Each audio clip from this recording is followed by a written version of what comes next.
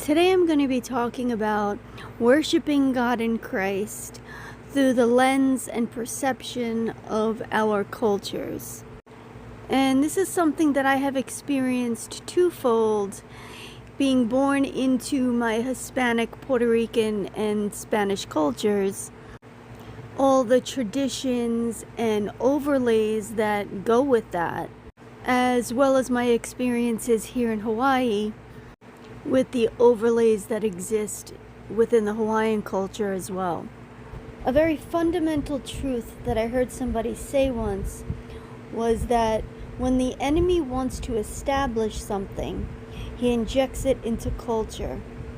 This way, 3 or 4 generations down the line, nobody even questions it. It just becomes a part of how things are.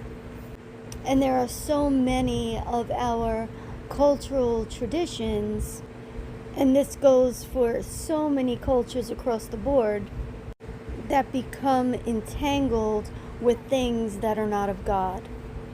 And these things that are not of God become entangled with good memories of spending time with our family, childhood nostalgia, and things like that. For example, how many of us have fond memories of Halloween, celebrating that demonic holiday of Halloween, and we have good memories that are wrapped up in that, of getting dressed up, going trick-or-treating with friends, yet it's a demonic holiday rooted in the enemy.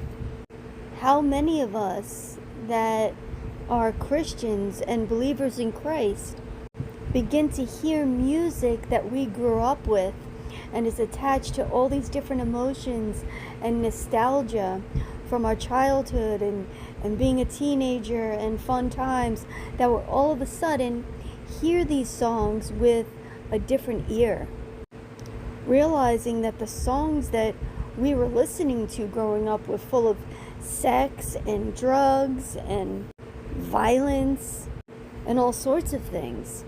Many of us knew every word to every song, but had no idea about the meaning behind the words which we were singing. And now, as adults, and even more so as believers in Christ, looking back on the things that we were singing and the music that we find nostalgic, that the enemy's been using music against us for a very, very, very long time. Even growing up in my